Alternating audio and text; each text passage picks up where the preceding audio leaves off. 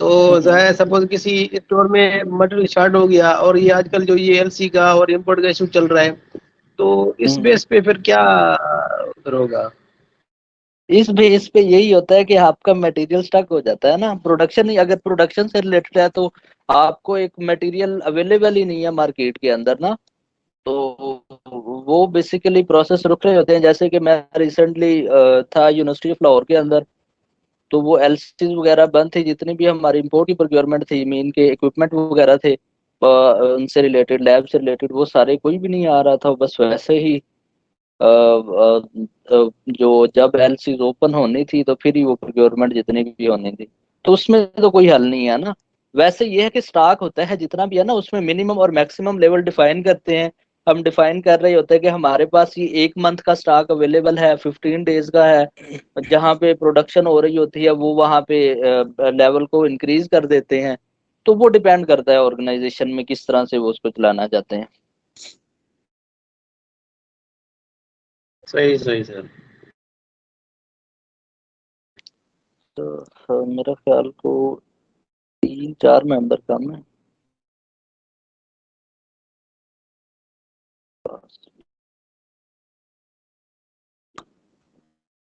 अच्छा, कल जो हमने स्टार्ट किया था, परचेज रिक्विजिशन क्रिएट की थी, और जो नेक्स्ट है आज का प्रोसेस, इसमें ये है कि हम रिक्वेस्ट फॉर कोटेशन RFQ की बैकएंड कॉन्फ़िगरेशन करेंगे।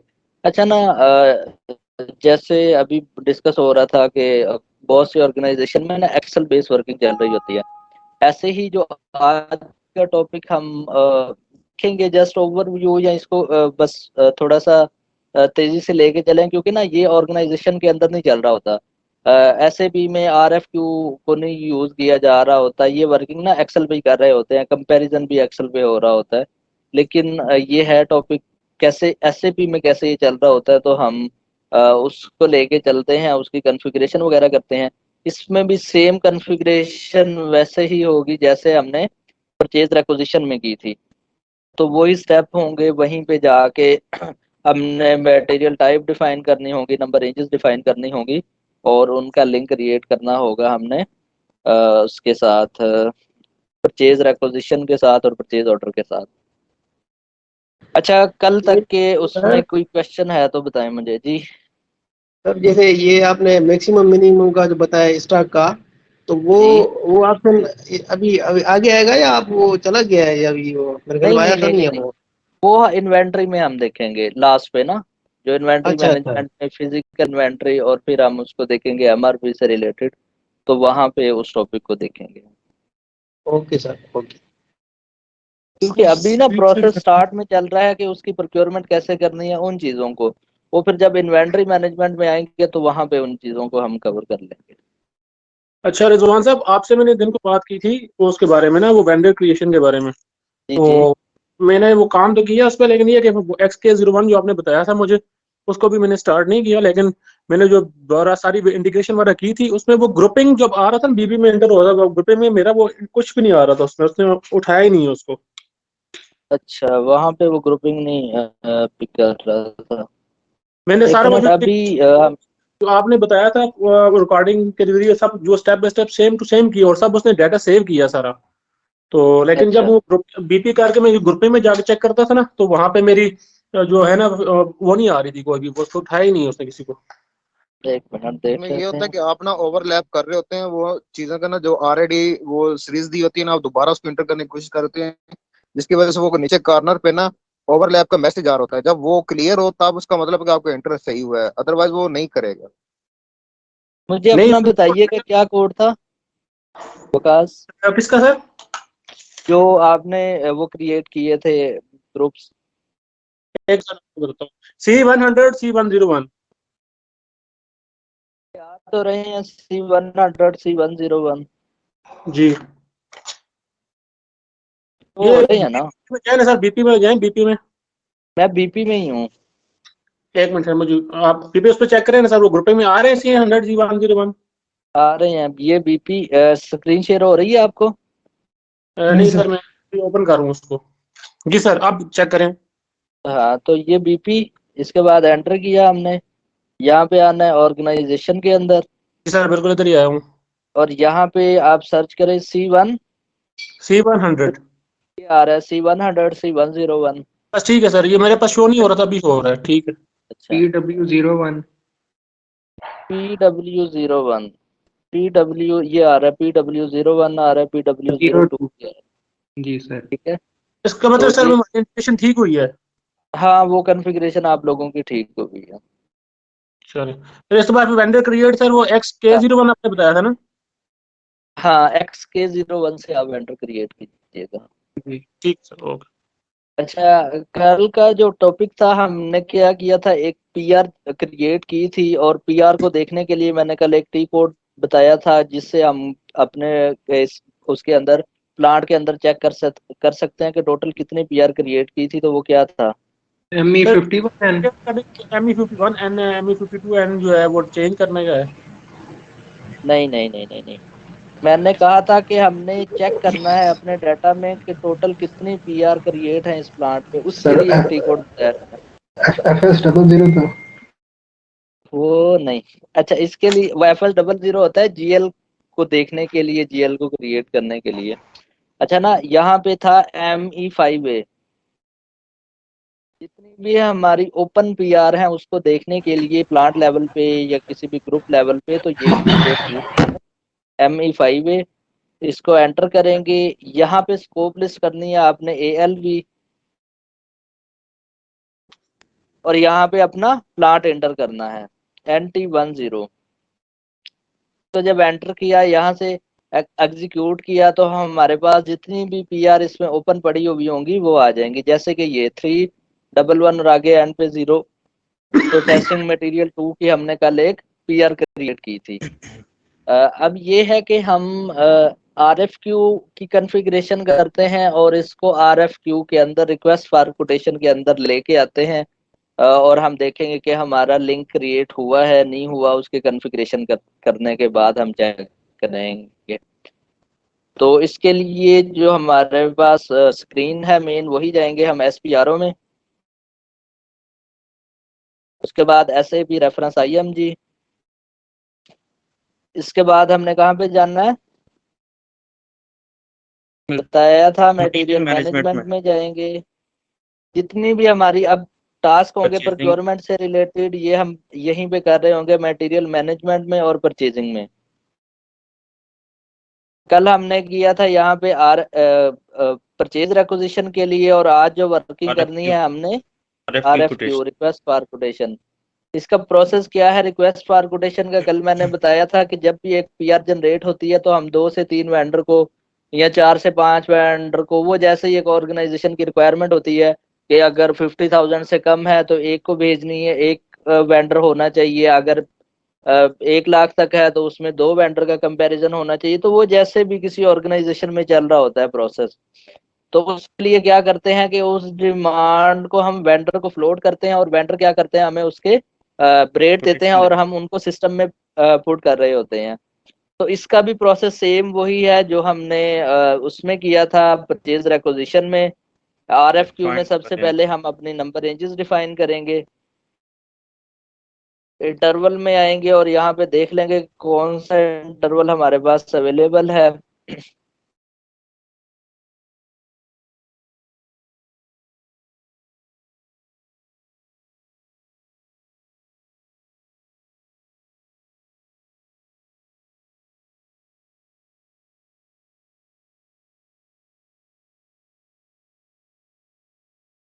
तो हम क्या करते हैं, इस इंटरवल से लेते हैं चीजों को, मीन के ये 11761 और आगे 10 से लेके 199 तक की हम क्या करेंगे, एक कोटेशन के लिए एक नंबर डिफाइन कर लेते हैं।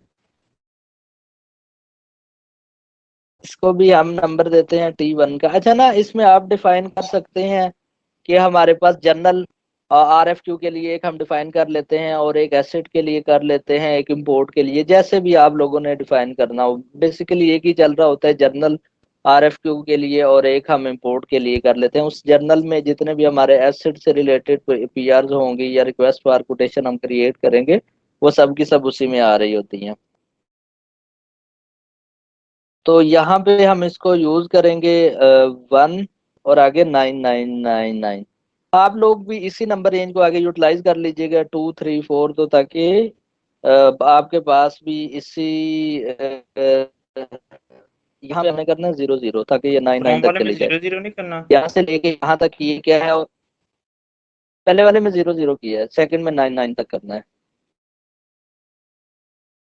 और हम नंबर रेंज क्या करेंगे, इसको इंटरनल ही रखेंगे,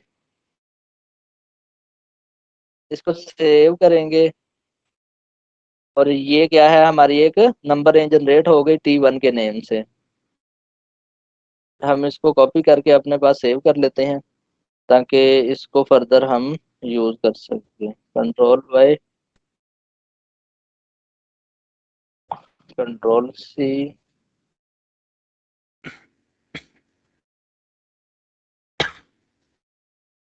और इसमें 2 से 3 आप लोग अपनी अंडरस्टैंडिंग के लिए, वर्किंग के लिए 2 से 3 डिफाइन कर लीजिएगा, ताकि आपकी प्रैक्टिस जितनी ज्यादा होगी तो ये चीजें लॉन्ग टर्म आपके जहन में रहेंगी।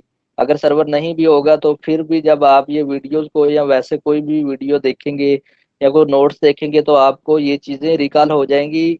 लेकिन आप लोगों की प्रैक्टिस होनी चाहिए। मेन के जब क्लास, फॉर एग्जांपल ये हमारा कोर्स एंड हो, तो आप लोगों की इतनी प्रैक्टिस होनी चाहिए कि जितनी वर्किंग हमने की है आप 2 से 3 घंटे लगा के सब की सब कॉन्फ़िगरेशन कर लें, मेन कॉन्फ़िगरेशन के पार्ट जितने भी है। और ये इतना कोई मुश्किल काम नहीं है, ये 2 से 3 घंटे अगर प्रॉपर आप इस पे करेंगे जल्दी जल्दी तो ये हो जाएंगे। ये है कि फिर जब लास्ट में आपके पास एक वीक हो तो कोशिश करें कि एक नई कंपनी बनाएं और उसमें ये सब की सब कॉन्फ़िगरेशन कर लें, ताकि आप इस तरह से एक एक्सेल की शीट मेंटेन कर लीजिएगा और उसी पे ही डेली बेस पे 1 2 बार इसको कंप्लीट प्रोसेस को वर्क कर लीजिएगा, ताकि ये चीज़ें लॉन्ग टर्म आपके जहन में रहें। क्योंकि मोस्टली यही सीन होता है कि सर्वर जब तक है एक्सेस तो हम प्रैक्टिस नहीं करते, और जब सर्वर चला जाता है और फिर जब हमें कहीं पे इंटरव्यू देना होता है या इन चीज़ों को देखना होता है तो फिर हमारे पास इसकी एक्सेस नहीं होती और ना ये लॉन्ग टर्म इतनी जहन में चीज़ें बैठती हैं। ये है कि प्रैक्टिस ज़्यादा करेंगे तो एक चीज़ वैसे आपके अगर 1 मंथ में जहन में रहेगी तो वो प्रैक्टिस से 3 4 मंथ 5 मंथ वो रिकॉल होती रहेंगी। अच्छा, इसमें ये है कि हमने डॉक्यूमेंट टाइप वो कर ली है, मतलब नंबर रेंज, और उसके बाद नेक्स्ट हमने डिफाइन करनी है डॉक्यूमेंट टाइप सेम एज जैसे हमने पीआर के अंदर की थी। तो उसके लिए सेम वही चीजें हैं, डॉक्यूमेंट टाइप 4 कैरेक्टर हम लिखेंगे, उसका नेम लिखेंगे, इसमें ये इंटरवल्स हैं 1 2 रखना है 10 रखना है, वो सेम वही प्रोसेस, नंबर रेंजेस आपने देनी है। और इसके लिए जो फील्ड यूज हो रही है ANA, बेसिकली ये स्टैंडर्ड की फील्ड है और स्टैंडर्ड को ही हम कॉपी करेंगे। और ये मैंने बताया था आपको कि अगर हम जब इस पे रिलीजिंग स्ट्रेटजी यूटिलाइज करेंगे, वो कॉन्फ़िगरेशन करेंगे, तो वो चीज़ें हमें क्या करनी होगी, यहाँ पे इस चेक बॉक्स को ऑन करेंगे। इसको बेसिकली इसमें जो स्टैंडर्ड है वो AN है। SAP ने जो स्टैंडर्ड दिया हुआ है, जब भी SAP का सॉफ्टवेयर प्रोक्योर किया जाता है तो उसमें 4 से 5 स्टैंडर्ड की कंपनीज डिफाइन होती हैं। और जो भी कॉन्फ़िगरेशन करनी है, चाहे मटेरियल टाइप हो चाहे डॉक्यूमेंट टाइप हो, जैसे कि पीआर के लिए डॉक्यूमेंट टाइप, परचेज ऑर्डर के लिए डॉक्यूमेंट टाइप, तो एसएपी ने स्टैंडर्ड दिए हुए होते हैं। उन्हीं स्टैंडर्ड को कॉपी करते हैं कि जो स्टैंडर्ड जितने भी हमारे डेवलपिंग कंट्रीज हैं जहाँ पे एसएपी चल रहा होता है, तो इन्हीं स्टैंडर्ड को फॉलो करके वहाँ पे ये चीज़ें वर्किंग कर रही होती हैं। तो ये स्टैंडर्ड को हम यहाँ से कॉपी करेंगे, यहाँ से कॉपी एज, और इसको नेम दे लेंगे हम NT10 का ही नेम दे लेते हैं, NT10। RFQ फॉर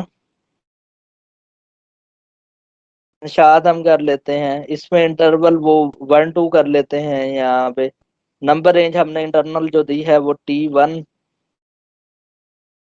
और यहाँ से इसको एक्सटर्नल को हम खत्म कर लेते हैं, इसको एंटर प्रेस करेंगे तो जितनी भी इसके अंदर अदर एंट्रीज हैं वो क्या करेगा, इनको कॉपी कर लेगा। अच्छा, ये हमें एरर दे रहा है कि डॉक्यूमेंट टाइप वैलिड होनी चाहिए। अच्छा, ये ऐसा होगा कि किसी ने ये डॉक्यूमेंट टाइप क्रिएट की होगी और उस पे वर्किंग नहीं की होगी। फॉर एग्जांपल हम ATS को यूज कर लेते हैं।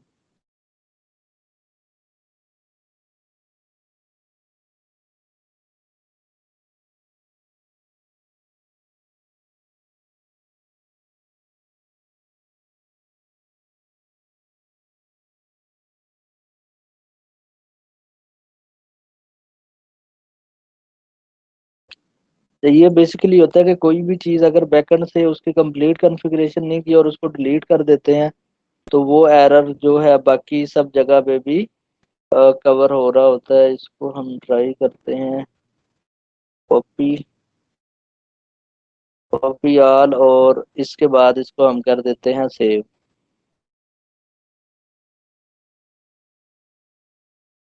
जब इसको सेव किया तो बेसिकली ये हमारे पास एक RFQ के लिए जो डॉक्यूमेंट टाइप है वो क्रिएट हो गई है। जब इसको प्रेस करेंगे और इसके साथ देखेंगे कि इसका लिंक इसके साथ है, स्टैंडर्ड, सर्विस, थर्ड पार्टी, उसके बाद स्टैंडर्ड में जाके इसका हम लिंक देखेंगे कि हमने जो परचेज रेक्विजिशन जो PR की कॉन्फ़िगरेशन की थी वो यहाँ पे आ रही है या नहीं।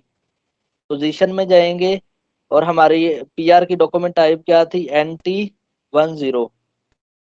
तो जब हमने सिलेक्ट किया तो ये क्या है, NT10 automatically local PR for Nishat, यहाँ पे क्या किया इसने, बैकएंड से उसको पिक कर लिया है, उसकी इंटीग्रेशन कर ली है। तो यहाँ पे क्या किया, वो ऑटोमेटिकली ही मैंने कल बताया था कि लिंक कर रहा होता है हमारी परचेज रेक्विजिशन के साथ, परचेज ऑर्डर के साथ। ऐसे ही जब हमने अब RFQ बनानी है तो RFQ के अंदर जब हम डाटा को पिक करेंगे अपनी PR का, तो ये हमारे पास क्या हो रहा होगा, आगे फर्दर शो हो रहा होगा। अभी जब हम इसको एंड यूजर वर्किंग करेंगे तो मजीद ये चीज़ आपको क्लियर हो जाएगी।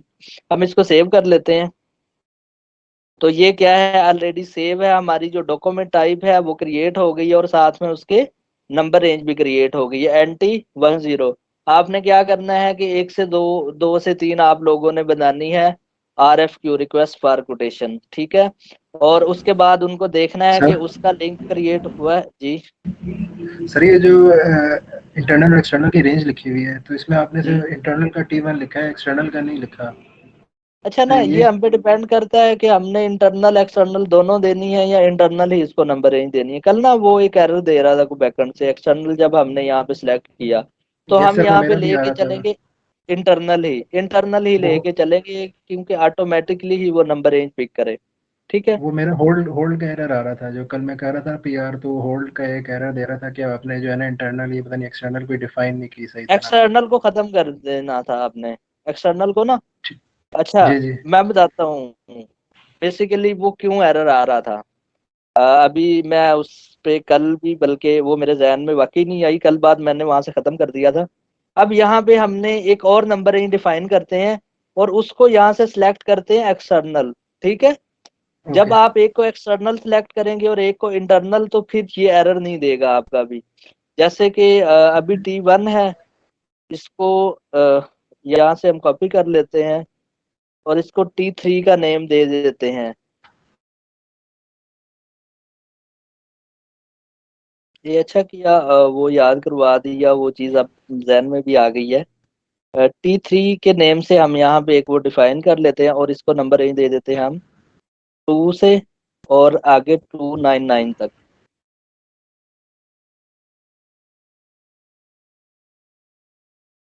और इसको हम यहाँ पे चेक बॉक्स क्या करते हैं, एक्सटर्नल का, इसको सेव करेंगे। और अब हम क्या करते हैं, अपने डॉक्यूमेंट में T2 को क्या कर देते हैं, एक्सटर्नली असाइन कर देते हैं और फिर देखते हैं कि ये एरर आएगा या नहीं आएगा। आप भी इसको ट्राई कीजिएगा। हमारी थी NT10,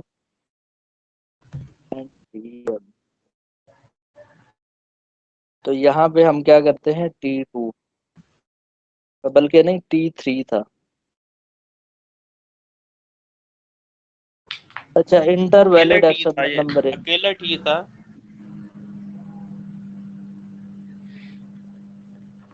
अच्छा, अकेला T था। अकेला टी लिखा था। अच्छा, तो हाँ इसको सेव करते हैं। तो अब क्या किया इसने, जब हम एक नंबर रेंज को हमने इंटरनल किया और एक को एक्सटर्नल किया तो फिर इसने पिक किया। कल भी ना जो नंबर रेंजेस हमने दो डिफाइन की थी वो दोनों ही इंटरनल हमने यूज किया था, उसके साथ एक्सटर्नल का चेक बॉक्स ऑन नहीं किया था। तो इसलिए वो क्या कर रहा था, हमें वहां पे अलाउ ही होल्ड नहीं का कर एक रहा एरर था, दे रहा क्योंकि इसका लिंक इसके साथ है, एक्सटर्नल के साथ। था तो एक्सटर्नल। बेसिकली ये स्टैंडर्ड की कॉन्फ़िगरेशन होती है जो SAP ने ऑलरेडी दी हुई होती है कि हम उसी को यूज कर रहे होते हैं, ताकि वर्क फ्लो जितने भी इसके बैकएंड में चीजें चल रही हैं वो स्मूथली वर्क करें। क्योंकि अब इसके बैकएंड पे इन फील्ड्स का लिंक कहीं पे किस उसके साथ कनेक्ट हो रहा होगा, ऐसे ही नंबर रेंज का बैकएंड पे भी कनेक्ट हो रहा होगा, तो वो स्टैंडर्ड को इसीलिए कहा जाता है कि स्टैंडर्ड को हम कॉपी करें और फिर उसको हम फर्दर अपनी चीजें उसमें ऐड करें। सर मतलब तो कि दो रेंजेस, जो हमने एक नंबर मतलब दो दो यहाँ पे नंबर लगा रेंजेस सकते हैं असाइन हम लोग। करनी। ठीक हो, एक को एक्सटर्नल एक हाँ, को एक इंटरनल। इंटरनल कर लें और एक एक्सटर्नल। ठीक हो गया। उसके बाद ये उनकी फील्ड्स वगैरह हैं जो हमने हमारे पास उसमें आ रही है, कौन सी ऑप्शनल करनी है, सप्रेस करनी है, तो ये ऑलरेडी एसएबी ने एक स्टैंडर्ड डिफाइन किया हुआ है, तो हम उन्हीं को यूज कर रहे हैं। और रिलीजिंग स्ट्रेटेजी है आरएफक्यू की, नहीं हम सिर्फ यूज करेंगे रिलीजिंग स्ट्रेटेजी अपने परचेज ऑर्डर की और पीआर की। वो एंड पे हम जब हमारा प्रोक्योरमेंट साइकिल कंप्लीट होगा तो उसके बाद हम रिलीजिंग स्ट्रेटेजी को इनके साथ लिंक करेंगे, ऑथराइजेशन को बेसिकली लिंक कर क्रिएट कर रहे होंगे हम, तो उसको करते हैं। अच्छा, मेन जो कॉन्फ़िगरेशन है इसमें बैकएंड यही है, जो दो तीन चीजें ही होती हैं बैकएंड कॉन्फ़िगरेशन में। तो अब क्या करते हैं कि हम एंड यूजर वर्क है उसमें जाके देखते हैं कि जो वर्क हमने किया है वो प्रॉपर वर्क कर रहा है या नहीं कर रहा। तो उसके लिए हम कहाँ पे जाएंगे, इजी एक्सेस स्क्रीन में। उसके लिए जाते हैं हम लॉजिस्टिक जर्नल में। अच्छा, कल डायरेक्ट हम यूज कर रहे थे उसको ME 51 एंड उसके लिए PR क्रिएट करने के लिए। तो उसका बात यहीं पे यही बात है, लॉजिस्टिक जर्नल, मटेरियल मैनेजमेंट। उसके बाद अगर PR क्रिएट करनी है तो ये PR के लिए ME 51 क्रिएट के लिए, 2 चेंज के लिए और 3 किसके लिए, डिस्प्ले के लिए। उसके बाद अगर उनको रिलीज करना है तो ME 54N है। ये जब हम रिलीजिंग स्ट्रेटजी उसके साथ यूटिलाइज करेंगे तो फिर हम इसको यूज करेंगे। उसके बाद जर्नल ME 5A, जितने भी हमने उसके डॉक्यूमेंट को देखना है ओपन पड़े हुए हैं, तो उसके लिए ME 5A यूज करेंगे हम टी कोड। जो मेन मेन टी कोड हम यूज होते हैं ऑर्गेनाइजेशन के अंदर, तो वही हम यहाँ पे यूज करेंगे। उसके बाद नेक्स्ट हमने जो आज वर्किंग की है RFQ में की है, रिक्वेस्ट फॉर कोटेशन में। इसके बाद हम जाएंगे रिक्वेस्ट फॉर कोटेशन, और क्रिएट करने के लिए इसका क्या टी कोड है, ME 41N। ME 41N किस लिए हम करते हैं, क्रिएट करने के लिए। अच्छा, सबसे पहले क्या आ गया हमारे पास, डॉक्यूमेंट टाइप। डॉक्यूमेंट टाइप हमने क्या क्रिएट की थी RFQ के लिए, रिक्वेस्ट फॉर कोटेशन के लिए। अभी जो हमने डिफाइन की है, बताएं। AN NT10 NT 103 NT10 की, जी। TN नहीं थी, NT10 थी। उसके बाद language English. Request for quotation की डेट है जी 4/4/2023, और कब तक की डेडलाइन है, मीन के कब तक वेंडर क्या करे, हमें इसकी कोटेशन सबमिट करवा दे। तो फॉर एग्जांपल हम रखते हैं कि 14 तक, 10 डेज के अंदर क्या है वेंडर हमें कोटेशन दे। इसके बाद हमारा जो परचेज ऑर्गेनाइजेशन है वो PW10 नहीं है, हमारे पास है NT10। और उसके बाद परचेज ग्रुप हमारा क्या है, वो हमने जो वहां पे डिफाइन किए थे, N से ही स्टार्ट किया होगा हमने, NT 01 था या T से, T अभी नहीं, NT 11 नहीं था, ये था आई थिंक T से। एक T1 T2 भी था। देख लेते हैं, शायद यहाँ पे लिखा हो हमने।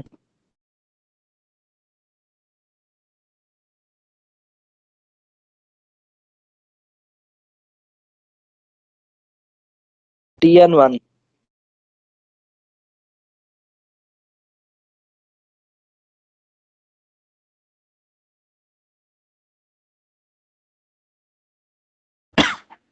तो एंटर करेंगे, वो क्या कह रहा है जी, परचेज जो है वो हमने करना है NT 10। अच्छा, ये गलती हो गई, ये डायरेक्ट नई कोटेशन पे आ गया, हमें बैक जाते हैं और दोबारा से आते हैं, क्योंकि ना बेसिकली हमने पिक करना था जो हमारी पीआर है, पीआर को हमने इसमें यूटिलाइज करना था।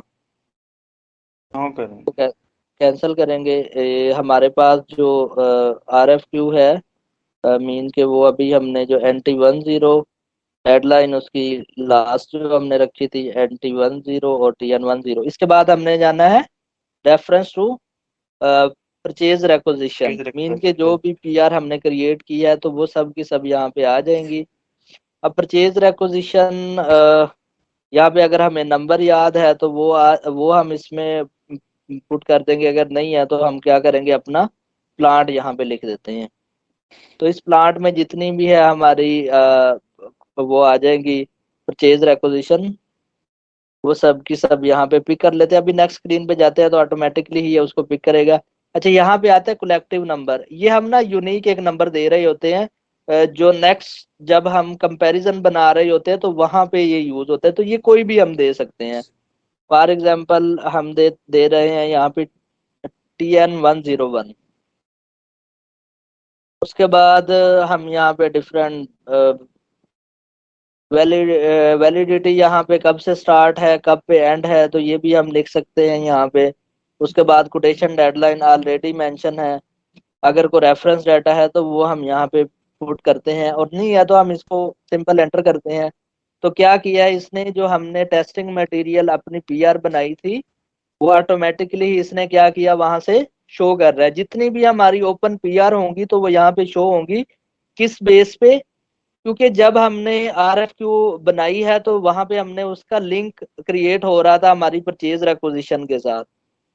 मीन के अभी जाते हैं, सर आपकी आवाज अब ठीक है। वो सर सही बेसिकली आ रही है आपकी आवाज कुछ बिल्कुल। सिग्नल की वजह से इशू आ रहा होता है। अच्छा ना, मैं बता रहा था कि ये लिंक कैसे क्रिएट हुआ है। जब भी हमने एक पीआर में उसमें बैकएंड में जाके देखा तो वो जितनी भी उस प्लांट में पीआर थी वो शो हो गई। वो बेसिकली लिंक क्रिएट हो रहा है जब हमने RFQ बनाई है तो वहां पे बैकएंड जो डाटा कॉपी हुआ है हमारा, मीन के अभी material management, purchasing, RFQ, document है। अब ये है कि जो हमने यहाँ पे डॉक्यूमेंट टाइप क्रिएट की थी NT 10, अब इसका लिंक इसके साथ क्रिएट हुआ था यहाँ पे लिंक परचेज रेक्विजिशन के साथ। तो यहाँ पे देखेंगे हमारी परचेज रेक्विजिशन आ रही है, वो भी हमने डिफाइन की थी NT 10। तो ये क्या है कि यहाँ पे लोकल मटेरियल की पीआर जो थी वो हमने यहाँ पे क्रिएट किया था, तो दैट्स वाई कि ऑटोमेटिकली ही इस लिंक की बेस पे जब हमने यहाँ पे RFQ जनरेट किया तो ये क्या पिक कर रहा है, हमारी पीआर जो हमने इस प्लांट में डिफाइन की थी। तो इट्स मीन कि उसकी जो कॉन्फ़िगरेशन बैकएंड कॉन्फ़िगरेशन की है वो हमारी एक्यूरेट है और वो प्रॉपर वर्क कर रही है। इसको जब हम ओके करेंगे और यहाँ से इसको कॉपी अडॉप्ट हो रहा है या और यहाँ पे अडॉप्ट एंड डिटेल भी कर सकते हैं, तो दोनों ही सेम ही है, कोई भी हम कर लेते हैं। इसको ओके करते हैं। ये पूछ रहा है कि हमसे क्वांटिटी इसकी 10 ही चाहिए, कम ज्यादा करनी है तो वो बता दें। तो हम चाहते हैं कि नहीं, इसकी क्वांटिटी हमें चाहिए 10। अच्छा, वो कह रहा है कि जो डिलीवरी डेट है आप वो चेंज करें, क्योंकि हमने कोटेशन की डेडलाइन डेट दी है 14/4 और डिलीवरी डेट हमारे पास आ रही है 13/4। तो वो कह रहा है कि ये एक्यूरेट नहीं है, तो हम यहाँ पे 17 कर देते हैं, क्योंकि डिलीवरी डेट बाद में ही आएगी कोटेशन की डेडलाइन के बाद, जब वो डॉक्यूमेंट ओके होगा। इसके बाद क्या किया कि वो नेक्स्ट पेज पे ले आया जिसपे ये कंप्लीट जो कोटेशन की बेस पे हमने इसमें डाटा को वो किया है, इसको हम क्या करेंगे, सेव करेंगे।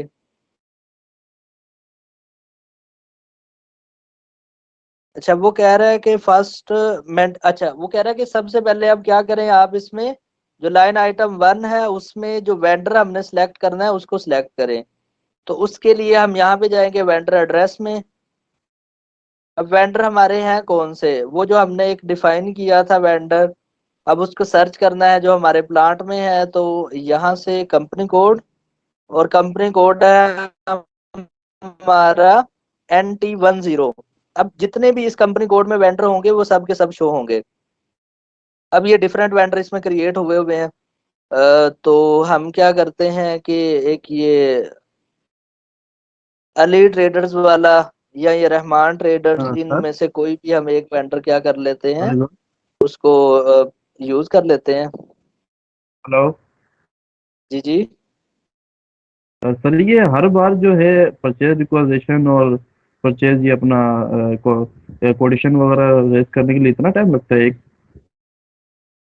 नहीं, बेसिकली यहाँ कोटेशन को तो पिक करना है हमने, वो तो विद इन 1 मिनट ही हर चीज वो डिफाइन हो जाती है ना उसमें। तो हमें ये तो हम स्कूल से वर्किंग कर रहे हैं इसलिए टाइम लग रहा है। ये तो कॉन्फ़िगरेशन पहले हमने किया ना, ये तो वन टाइम कॉन्फ़िगरेशन होनी है।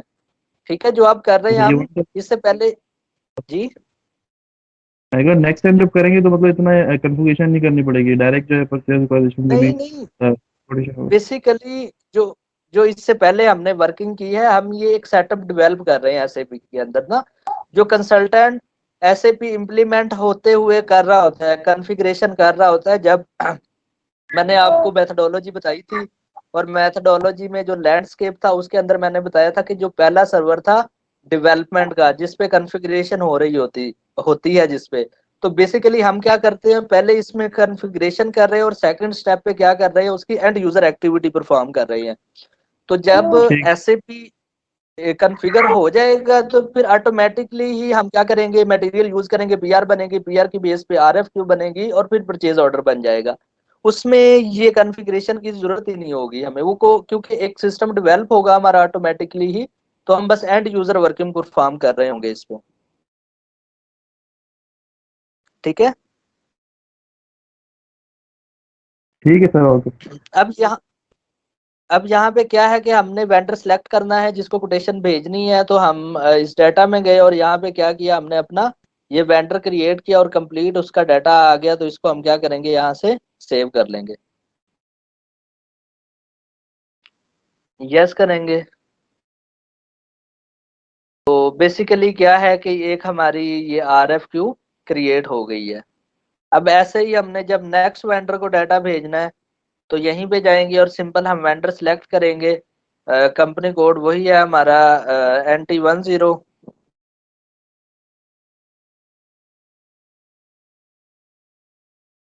पहले रहमान, इसको चौधरी वाले को अब सिलेक्ट कर लेते हैं, इसको ओके करेंगे। अच्छा, वो कह रहा है कि ऑलरेडी है, तो यहाँ पे जो थर्ड वाला था हम उसको सिलेक्ट कर लेते हैं। ये डाटा आ गया और इसको भी हम क्या करेंगे, सेव कर लेंगे। Okay, save. अब बेसिकली क्या है कि रिक्वेस्ट फॉर कोटेशन उसकी क्रिएट हो गई। अब जैसे सिस्टम अगर ऑटोमेटिकली ही इसके अंदर कंप्लीट कॉन्फ़िगर होगा, मीन के वेंडर का ईमेल एड्रेस होगा, वो सारी डिटेल अगर सिस्टम में होंगी, तो अभी जो नेक्स्ट वर्किंग करते हैं उसमें ऑटोमेटिकली ही वेंडर को मैसेज चला जाएगा ईमेल के थ्रू कि उसका उसने जो एक क्या कहते हैं आरएफ की उसको रिसीव हो गई, और वो उसके रेट लिख के हमें वापस ईमेल करेगा। वो सिंपल वर्ड की एक्सेल की फाइल जो उसके पास जाएगी तो वो हमें वापस दे रहा होगा। अच्छा, यहाँ पे बेसिकली दो ही हम इसमें वेंडर यूज करते हैं जिनको हमने ये मेल सेंड की है। इसको बैक जाते हैं। तो वो कह रहा है कि डॉक्यूमेंट वापस नो नहीं सेव करते, बैक जाते हैं। अब हमने क्या करना है इसमें, सेटिंग करनी है। जो वेंडर को हमने मैसेज भेजना है इसको एंटर करेंगे। अब ये तो बेसिकली वेंडर को ये डिटेल जा रही होगी, मीन कि ये मैसेज उसको जा रहा होगा। अब उसको मेल वगैरह करनी है तो उसके लिए हम जाएंगे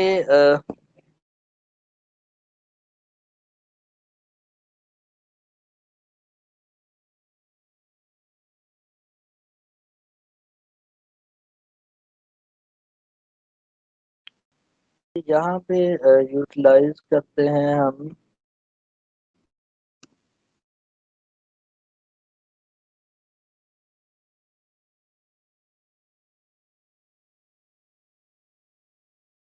अच्छा, यहाँ पे ना बेसिकली जब प्रिंट के प्रीव्यू में और यहाँ पे हम यूज कर रहे होते हैं, उसको मेल जाननी है क्या प्रोसेस होना है। तो ये हमारा होगा बेसिकली, अगर न्यू उसको कोटेशन भेजनी है तो उसके लिए NEU को यूज करेंगे। अगर उसकी कोटेशन रिजेक्ट हो जाती है तो उसके लिए हम यूज करेंगे ABSA। ये SAP ने स्टैंडर्ड डिफाइन किए हुए हैं। अगर रिमाइंडर भेजना है तो ये रिमाइंडर का ऑप्शन उसके पास चला जाएगा। आउटपुट में इसको न्यू को एक्सेप्ट करेंगे। उसके बाद मीडियम हमने किसके थ्रू भेजना है, ईमेल है, एक्सटर्नल सेंड है, अगर ईमेल होगी तो उस पे चला जाएगा, फैक्स भेजना है, तो ये डिफरेंट वेज हैं उसको भेजने के लिए। सिंपल मेल करनी है तो वो चले जाए, क्योंकि बेसिकली इसमें वो सिस्टम उस तरह से कॉन्फ़िगर नहीं है, तो हम इसको प्रिंट आउट ही यूज कर लेते हैं। बाकी यहाँ पे जाके हम उसमें यूजर को भेजना है तो वो क्रिएटेड भाई नहीं, यहाँ पे कुछ नहीं करना हमने, पार्टनर में जाते हैं।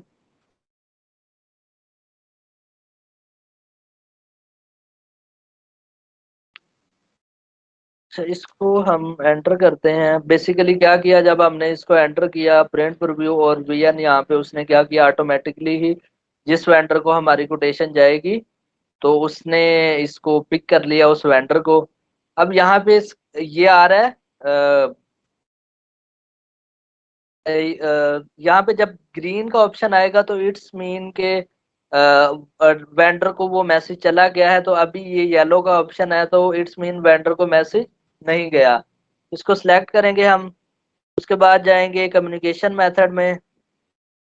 अब यहाँ पे हम यूज कर रहे होंगे कौन सा कम्युनिकेशन मेथड है हमारा, तो वो डिफरेंट गिवन है एसएपी में जो आउटपुट डिवाइसेस है, क्योंकि बेसिकली हमने प्रिंट यूज किया है तो उसके लिए ये प्रिंट जा रहा होगा। लेकिन सिस्टम में क्या होता है कि ऑटोमेटिकली ही वेंडर को एक ईमेल चली जाएगी कि आप ये कोटेशन है और आप इसके रेट वगैरह हमें पुट करके वो हमें दें।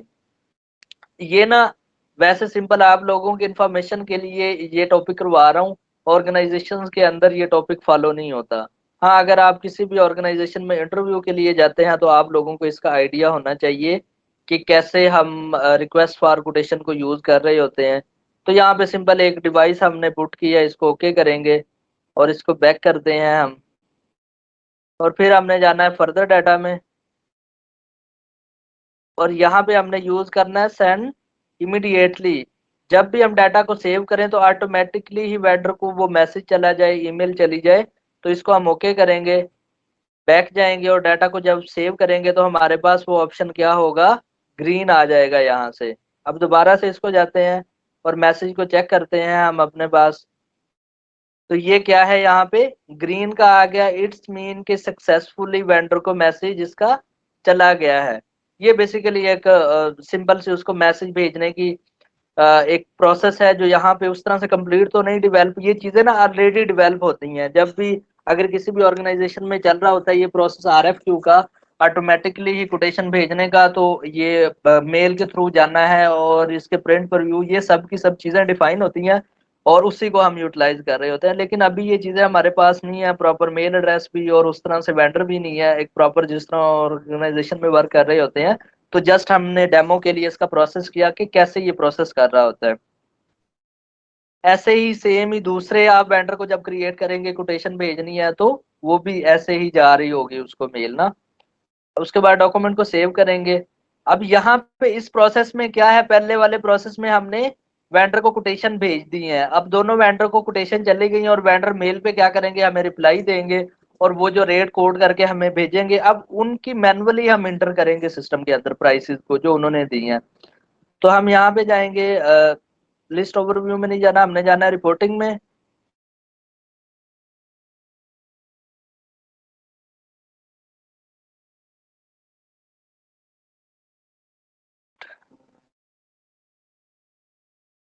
इसके बाद हमने जाना है कोटेशन के अंदर मेंटेन करना है ME47 में।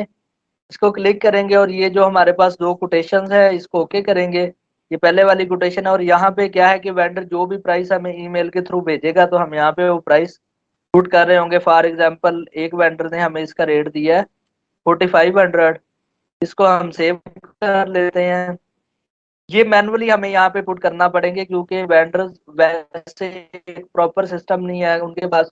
एसएपी तो बेसिकली वो वैल्यूज जब फ्यूरी ऐप के साथ लिंक होता है तो वहां पे ऑटोमेटिकली उनके पास एक जैसे स्टूडेंट को फी के लिए एक वोचर जनरेट होता है और फिल कर रहे होते हैं, या ऑनलाइन बेसिकली कुछ ऑर्गेनाइजेशन होती है कि ऑनलाइन टेस्ट के लिए जब हम डॉक्यूमेंट को फिलअप कर रहे होते हैं तो ऑटोमेटिकली ही वो डाटा जा रहा होता है हमारे बैकएंड पे सर्वर के पास, वो कोई भी सॉफ्टवेयर यूज हो रहा होता है। तो ऐसे ही एसएपी के अंदर सर्वर की एक्सेस के लिए फ्यूरी ऐप का एक कॉन्सेप्ट है जिसके अंदर कॉन्फ़िगरेशन की जाती है, और जो एंड यूजर होता है अगर कोई भी उसने अप्लाई करना है, जैसे कि ये रेलवे के अंदर यूज हो रहा है, तो उनको एक क्या होगी, ऐप दी जाएगी, और ऐप में जब वो डाटा को फिल करेंगे तो ऑटोमेटिकली ही उनकी टिकट वगैरह जनरेट हो जाती है जैसे बाकी सिस्टम में। तो एसएपी में भी फ्यूरी ऐप का कॉन्सेप्ट है उस तरह से चलने के लिए। तो अगर यहाँ पे फ्यूरी ऐप होता तो क्या होता कि वेंडर के पास वो डाटा जाता, वो वहाँ पे ऐप के थ्रू फिल करता, और ऑटोमेटिकली वो सिस्टम में हमारे बैकएंड डाटा में स्टोर हो जाता है डेटाबेस में, और हम यहाँ पे शो कर सकते थे। लेकिन यहाँ पे क्या है कि हमें मैनुअली कोटेशन आएगी, और कोटेशन को हम क्या कर रहे होंगे, यहाँ पे उसकी प्राइस को पुट कर रहे होंगे।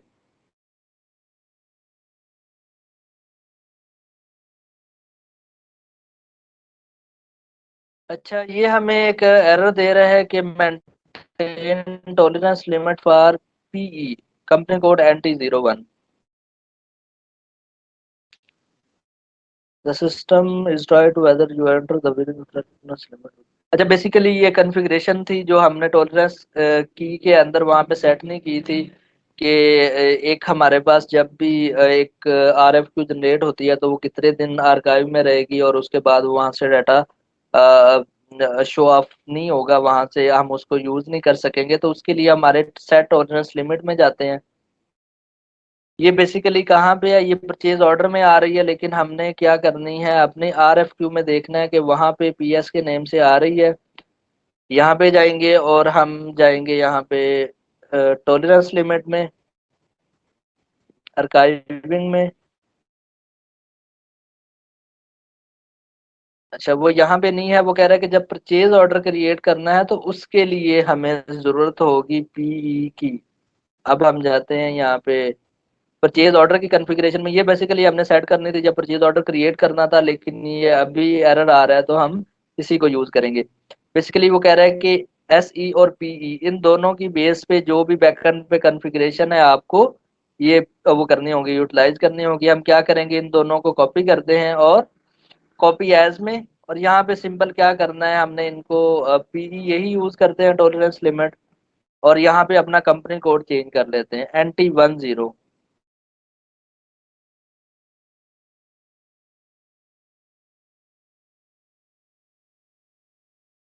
अच्छा, बेसिकली ये हमारे पास उसकी लोअर लिमिट और अपर लिमिट बता रहा होता है कि अगर प्राइस के अंदर वेरिएंस आ रहा हो 10% या 20% कम ज्यादा हो रही हो या वैल्यू, तो उसके लिए ये बेसिकली टॉलरेंस लिमिट का कॉन्सेप्ट होता है। लेकिन इसको ना मजीद कल मैं क्लियर करूंगा आप लोगों को ना, एक बार चेक करके इसको एंटर करते हैं। और सेकंड जो SE के लिए है हम यहाँ पे वो भी यूज कर लेते हैं NT10, क्योंकि कल जब हम परचेज ऑर्डर का कॉन्सेप्ट करेंगे तो वहां पे ये चीजें यूज होंगी हमारी, तो उस पर मैं मजीद बता दूंगा।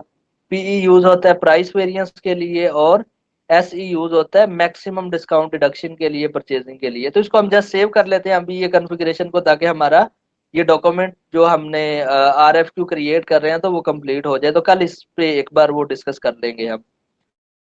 बेसिकली जो भी एरर आ रहा होता है, अगर आपने किसी भी कंसल्टेंट फर्म में काम कर रहे होंगे और एज अ सपोर्ट पे भी काम कर रहे होंगे, तो आप बेसिकली इन एरर की बेस पे जा रहे होंगे बैकएंड पे कहाँ पे कॉन्फ़िगरेशन नहीं आ रही। अगर आपको इसकी समझ नहीं आ रही, फॉर एग्जांपल ऐसे एरर होते हैं जैसे यहाँ पे तो इन्होंने टॉलरेंस लिमिट का बता दिया, कुछ में नहीं होता, तो आप क्या करेंगे, इसको कॉपी करेंगे और इसको आपने जाना है FB पे, और यहाँ पे मतलब कि सर्च करना है आपने।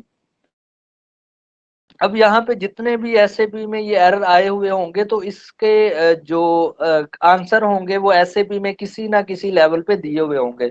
तो जब आपकी ये स्किल्स डेवलप होगी कि कोई भी एरर आना है और उसको खुद से एक बार सर्च करना है कि ये एरर आया क्यों है, बेसिक इसकी रीजन क्या है, तो फिर जो आप कंसल्टेंट लेवल पे काम कर रहे होंगे तो फिर ये चीजें आपके लिए मजीद हेल्पिंग होंगी। आपको आइडिया होगा कि आपने एक एरर आता है उसको सर्च कैसे करना है, क्या इशू आ रहा है, किसकी वजह से आ रहा है। अब यहाँ पे तो हमें टॉलरेंस लिमिट पहले ही बता रहा था, लेकिन कुछ एरर आते हैं उन पे सिर्फ ये नंबर बता रहा होता है कि ये हमारा, जैसे कि अ, अभी उस SAP की स्क्रीन पे जाते हैं तो ये मैसेज आ रहा होता है अक्सर उन पे ना, तो इस मैसेज को सर्च करके भी हमें SAP में बताया जा रहा होता है कि ये मैसेज आ रहा है एरर में, तो ये इसकी ये रीजन है, आपने ये एक स्टेप जो मिस किया है जिसकी वजह से ये एरर आ रहा है इसके अंदर सिस्टम में ना। तो ये चीजें आपको क्लियर करनी होती हैं, इन एरर्स को देखना होता है और इनको सर्च करना होता है। तो सर्च करेंगे तो फिर ही आप एक अच्छे कंसल्टेंट बन सकेंगे और मार्केट के अंदर किसी भी ऑडिशन के अंदर आप बनेंगे। अब वो एरर आ रहा था, अब इसको एंटर करेंगे तो हमारा वो एरर रिजॉल्व हुआ है, लेकिन ये अभी भी कह रहा है, बैक जाके हम दोबारा से इस पे आते हैं क्योंकि उसकी सेटिंग की है हमने और वो आना चाहिए। इसको एंटर करते हैं, ये प्राइस है हमने यहाँ पे पुट की है, इसको सेव करते हैं। तो अब क्या है, डाटा ऑटोमेटिकली जब बैक गए हैं तो वो सेव हो गया और उसकी नेट प्राइस 4500 क्या है, ये हमने यहाँ पे पुट कर लिया। अब दो हमने RFQ बनाई थी, एक थी 7611 के एंड पे 1 है और सेकंड हमने बनाई थी 0 वाली। तो 1 का तो हमने रेट पुट कर दिया, अब यहाँ पे जो 0 वाली है RFQ उसका भी रेट हम यहाँ पे पुट करेंगे ताकि हमने अगर कंपैरिजन बनाना है तो वो भी आए। ये दोनों वेंडर चेंज है, एक 4 वाला था अली ट्रेडर और एक था चौधरी वाला। तो यहाँ पे ये प्राइस देता है फॉर एग्जांपल हमें 3000। तो इस प्राइस को क्या करते हैं, हम सेव कर लेते हैं। अब ये क्या है कि दोनों RFQ हमारे पास सेव हो गई। अच्छा, जब RFQ क्रिएट कर रहे थे तो मैंने आपको बताया था कि वहां पे एक नंबर यूज करते हैं हम RFQ के अंदर। बेसिकली जब यहाँ पे जाते हैं, एक न्यू क्रिएट करके देख लेते हैं, उसका नाम क्या था वो ध्यान में नहीं आ रहा मेरे। कलेक्टिव RFQ नंबर, मीन के एंट्री 01 में गए, इसको एंटर किया तो यहाँ पे आ रहा था एक कलेक्टिव नंबर। ये मैंने कहा था कि ये आपको याद होना चाहिए क्योंकि कंपैरिजन जब हमने देखना है तो इस कलेक्टिव नंबर की बेस पे देखना होता है, ठीक है। अभी जब हम इन दोनों का कंपैरिजन देखेंगे तो वो बेसिकली यूज हो रहा होगा यही कलेक्टिव नंबर, इसलिए हम यहाँ पे कलेक्टिव नंबर देते हैं। तो मेंटेन के बाद हमने जाना है यहाँ पे ME49 में कंपैरिजन के लिए, प्राइस कंपैरिजन के लिए इसको एंटर करेंगे और यहाँ पे देंगे अपना कलेक्टिव नंबर। कंट्रोल भी, इसको एंटर करेंगे और इसको एग्जीक्यूट करते हैं। तो ये कह रहा है कि नॉट पॉसिबल मैक्सिमम। ये कलेक्टिव RFQ में नहीं दिया ना? हाँ यहीं पे देना। अच्छा, ये बेसिकली वो जब हमने वो किया है तो ये हमारे पास कंपैरिजन आ गया। अब कंपैरिजन में क्या है कि ये वेंडर था हमारे पास 7310004 और सेकंड वेंडर था हमारे पास 7310003 वाला। अब इसने रेट दिया था कितना हमारे पास 45,000 और इसने रेट दिया था हमें 3000। 3000 तो बेस ये 45,000 था और ये 3000 और ये 4500 था। तो इसकी बेस पे जो टोटल यूनिट ऑफ मैयर थे वो हमारे थे 10। तो टोटल अमाउंट बनी 45,000 और इसकी 30,000। तो बेसिकली ये जो ग्रीन होता है इसको हमारा जा रहा होता है परचेज ऑर्डर, ठीक है। तो इसकी बेस पे क्या है कि ये कंपैरिजन की कॉपी लगा के हम क्या कर रहे होते हैं, नेक्स्ट यहीं पे जब हम वेंडर को ओके करते हैं, कलेक्ट कर ये कर रहे होते हैं, तो यहाँ पे क्या है कि दोबारा से हम मैसेज में जाके वेंडर को मैसेज कर रहे होते हैं कि आपकी कोटेशन एक्सेप्ट हो गई है और आप मटेरियल यहाँ पे डिलीवर करें। तो ये बेसिकली सिस्टम में, और वैसे मैनुअली ही सिस्टम चल रहा होता है। हमें फर्दर कम्युनिकेशन में जाएंगे, यहाँ पे आपको लास्ट में जो एक प्रिंटर लिखा था उसको पुट करेंगे,